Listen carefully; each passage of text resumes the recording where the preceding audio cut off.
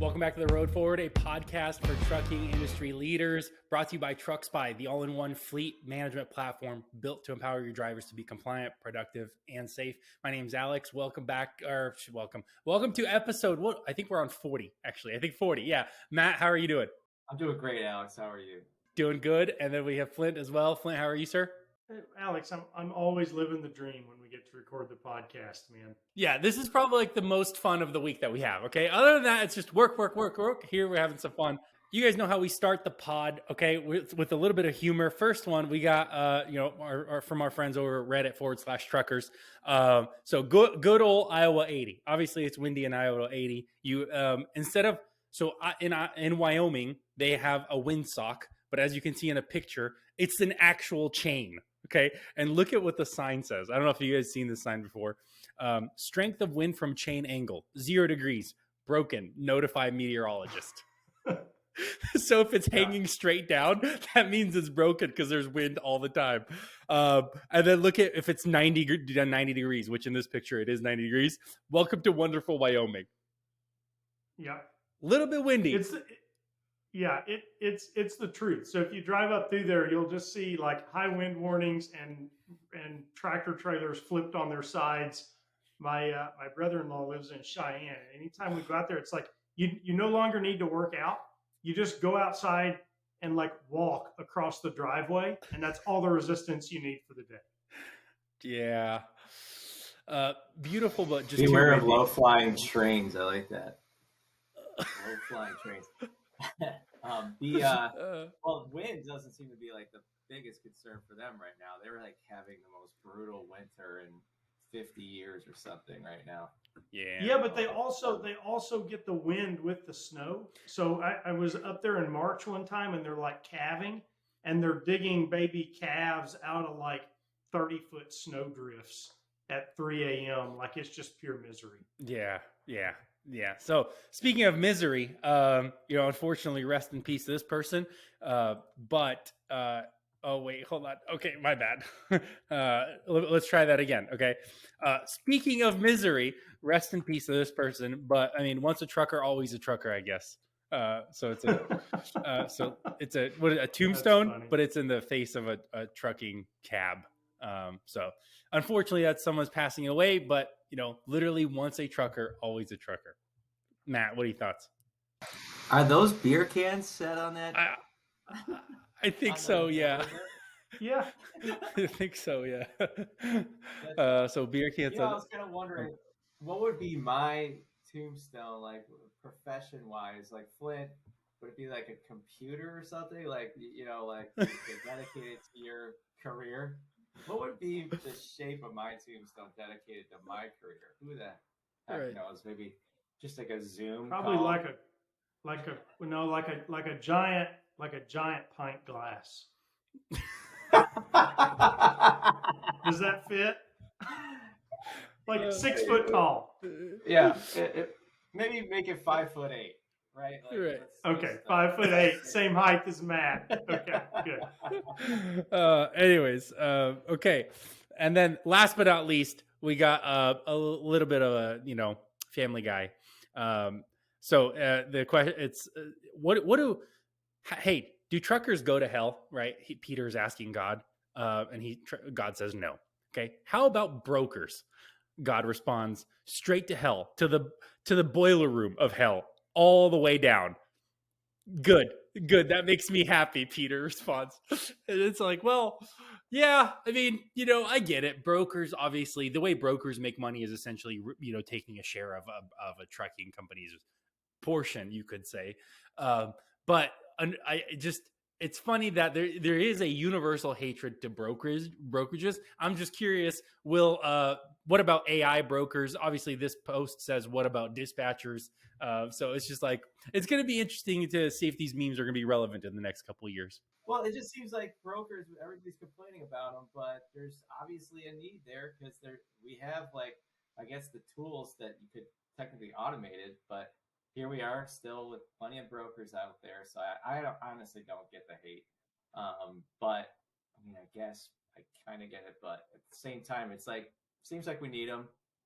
Same thing with like the Wall Street folks, right? I mean, they were supposed to have automated like those transactions long ago, but there's still plenty of people, brokering those deals in Wall Street. So you wanted to share a post you saw on Facebook in one of the trucking groups you're part of. Looks like somebody said, just thought this was interesting. Companies say they can't live stream. Lytics website says otherwise. Matt, why did you find this post interesting on Facebook? Well, it was a couple things. For one, I mean, just to get I love getting the drivers, like truckers' actual sense of what these cameras are doing. Again, my whole career has been in this area, safety, and then these dash cams and video safety, just like there's these persistent, thoughts that drivers had about it. A lot of them aren't quite true, but yeah, Lytics this is just a screenshot from Lytics' website. I'm sure that there are some very limited abilities to live stream now, or record footage that you could potentially go in and retrieve. The big thing is like truckers persistently think like there's like you could set up these banks of monitors and just have everybody up on the screen, and I'm just watching everybody do their thing. I'm listening to all their conversations, and it's just, Flint knows this better than anybody. It's just not feasible from a cost perspective, from a technology perspective. It's just not quite the case. It's very limited in what it can do. It might have some low res stream for like a few minutes or something, but the cost of data over cellular they're not getting any cheaper really. So the cost would just be astronomical to have like just everybody constantly live streaming. So it is largely something that's not quite the case. But the comments are always funny about dash cams from drivers. But in this post specifically, it seems like whoever this company that this driver is driving for, right? Whoever they are, they might have lied to their drivers and said the camera does not live stream. And so the reason that he went and looked up on his own whether it can live stream or not is because to see. So it's not that Lytics is lying. It's just, it seems like the carrier that he's working for might have not been honest with the capabilities, or maybe they just didn't know the capabilities. I don't want to attribute malice to someone, but maybe they just didn't know the capabilities. Or they're turned off, right? Or they're turned off. Like, I mean, technically, like look at our cameras, like can we enable live streaming? Yes. Do we enable live streaming? Very, very infrequently, right? Like, yeah, technically possible. I think we've had one account that opted into doing that, and it was like not in trucking, it was like a school district situation, right? Public safety kind of situation. So right, and it's like my responses. They're likely not. I'm sorry to cut you off. Go ahead. That's fine, Matt. I was just gonna make a joke. My response is like, if someone's gonna live stream, I at least better be making money. Okay, it better be like Twitch or something. But what were you gonna say? Right.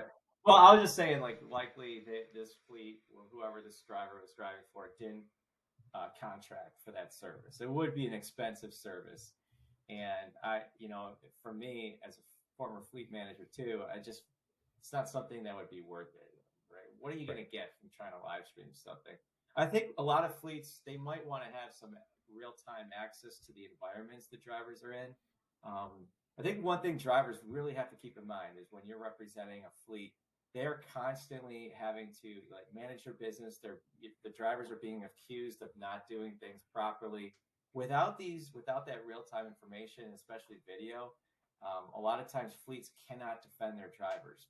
They don't have enough information to do so. So they have to, like, customer's always right kind of thing. They have to default to whatever that driver's being accused of. So that's the big thing with video. I mean, it's only pro driver. It is hard to relay that message directly to drivers because they have some concerns about privacy and things, and right. But I'm telling you, as a former driver, I was constantly accused of things that weren't true, but my managers couldn't have my back because what proof was there? What are they going to do if they deny the customer without any proof? Then that could actually be worse for the company. So right. Yeah, that's fair. I'm so it makes sense to get cameras for sure. Right. For sure.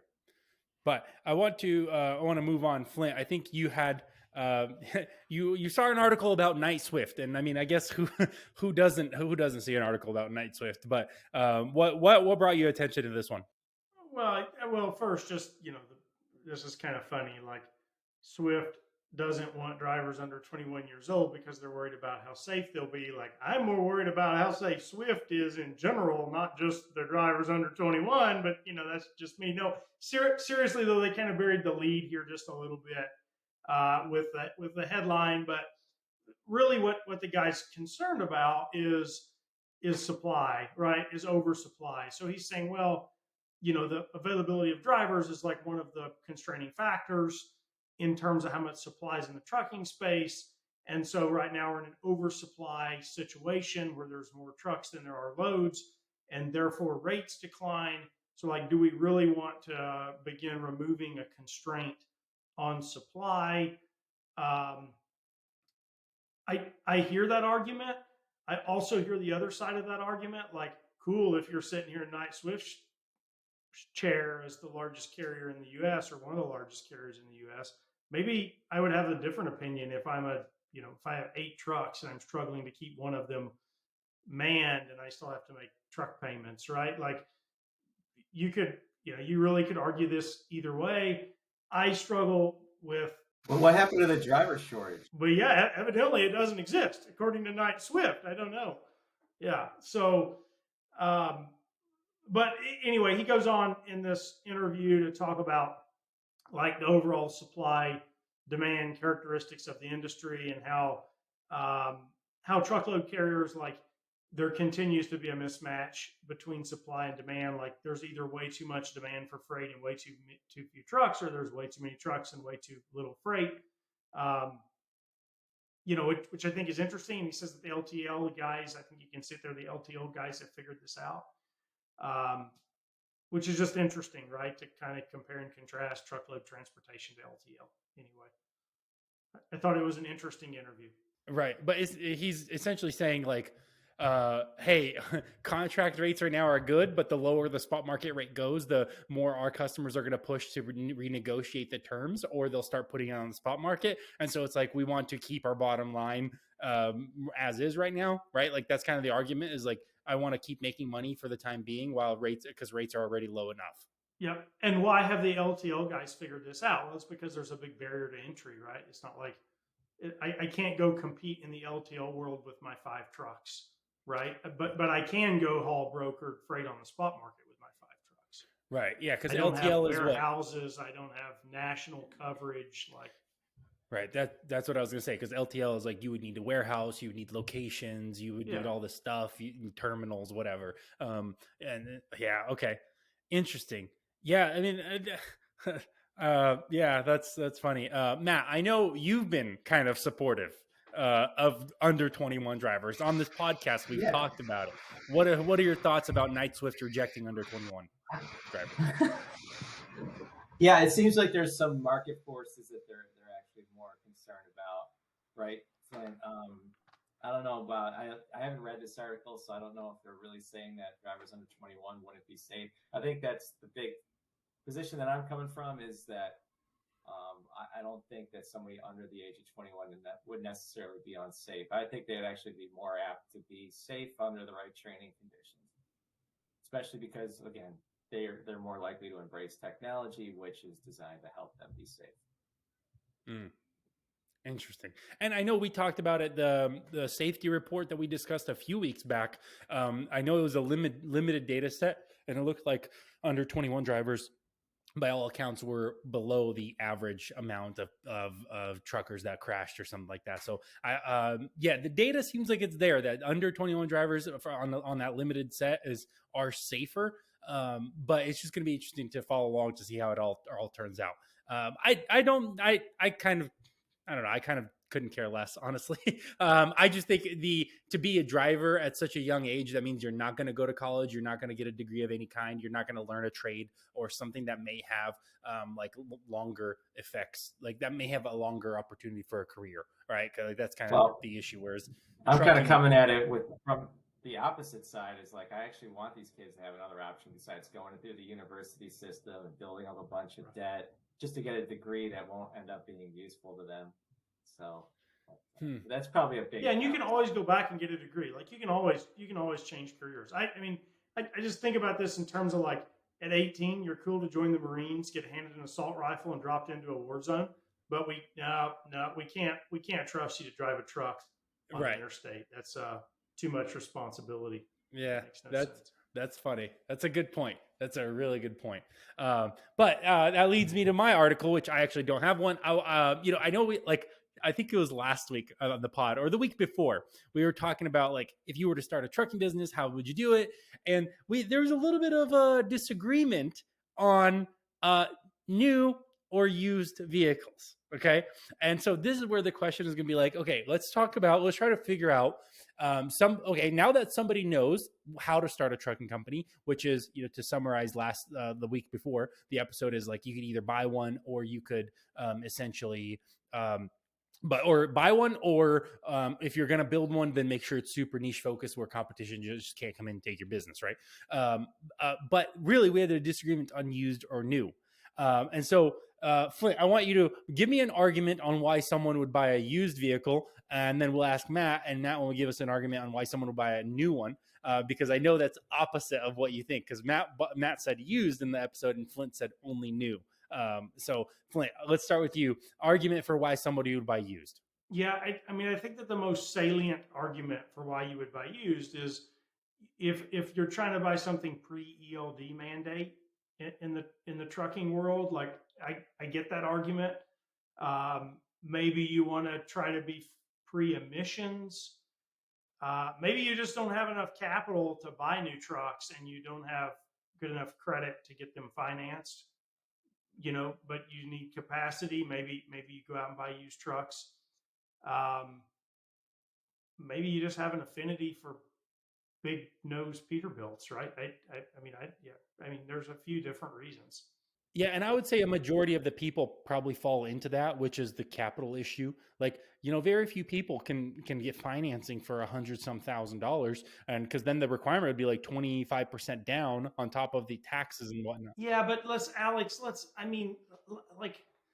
if you can't go out and get an asset-backed loan for $100,000, do you really have any business in this space?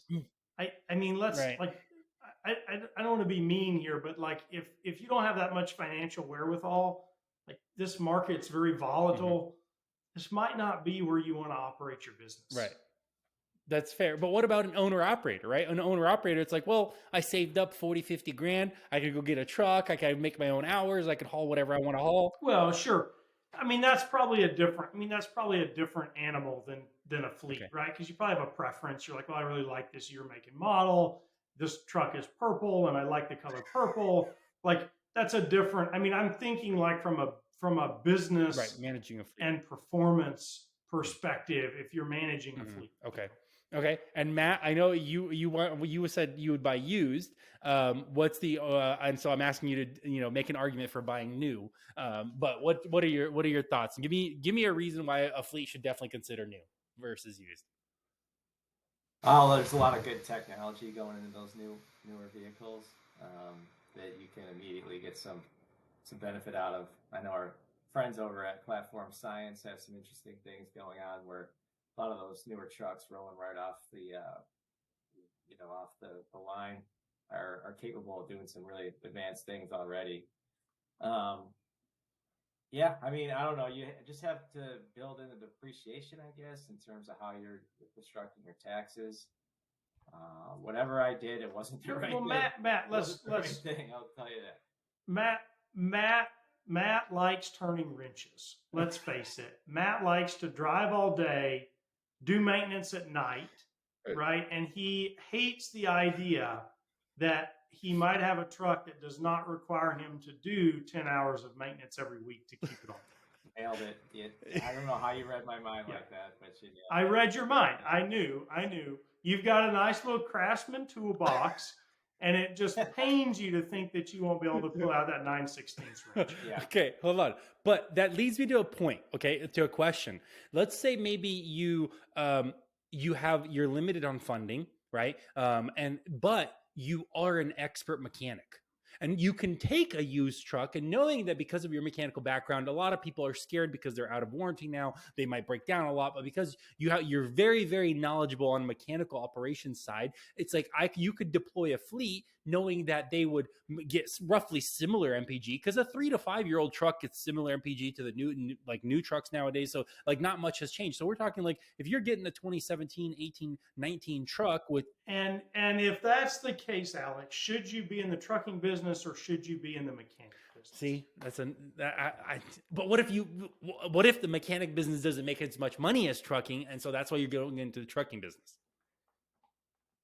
Then I'm sorry, you've got a rude awakening. If you think that you can buy enough used trucks and that you, as this one man, amazing mechanic, can keep them all fixed and on the road. I mean, maybe you can do it with 2 or 3, but if you aspire to actually be a true fleet manager and own a business, I mean, I don't know, maybe you're also an expert accountant and you're an expert in HR and somehow you're going to do all this shit every day. Right.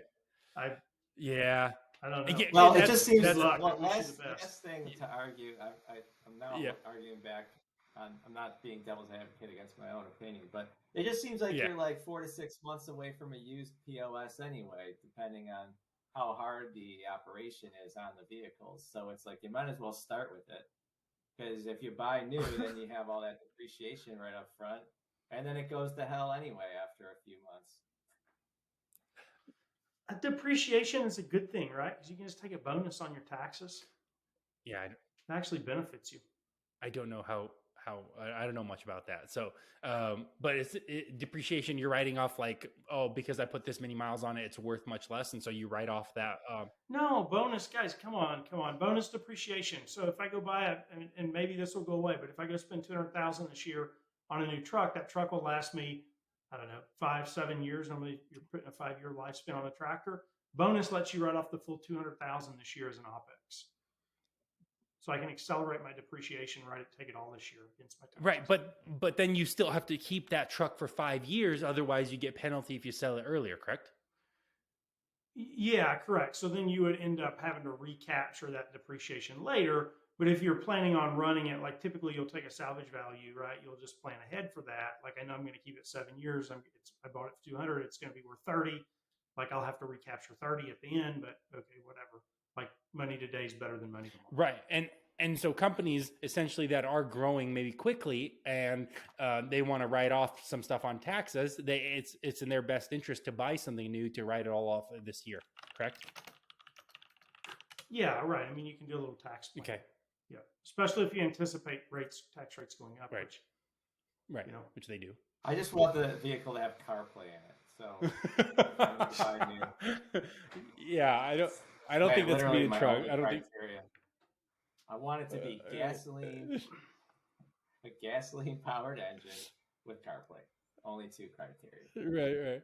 Yeah. So to close this out, and so it's important to really that if you are going to get into trucking and your goal is to manage a fleet, you have to understand that inevitably you have to delegate certain sections of your operations to other people. And so even though you might be good at a certain part of your operations, whether maybe you might be good at, booking the freight. It's like, just because you're good at booking the freight, that doesn't mean you should go open your own trucking business, because then you don't know anything about taxes, operations, or maintenance or anything like that. And maybe if you are good at maintenance or you're a good mechanic, that doesn't mean you should get into trucking because then you might not be good at sales, right? And so how do you book loads for your drivers? So it really, it just, if you're thinking about opening a trucking business and you are skilled in a certain area, just really do your due diligence before jumping in, and whether it's buying a new or a used, because it seems like there's advantages to both. But that's going to do it for this episode. Thanks so much for stopping by. And then Matt, thank you. Flint, thank you. And we'll see you guys next week.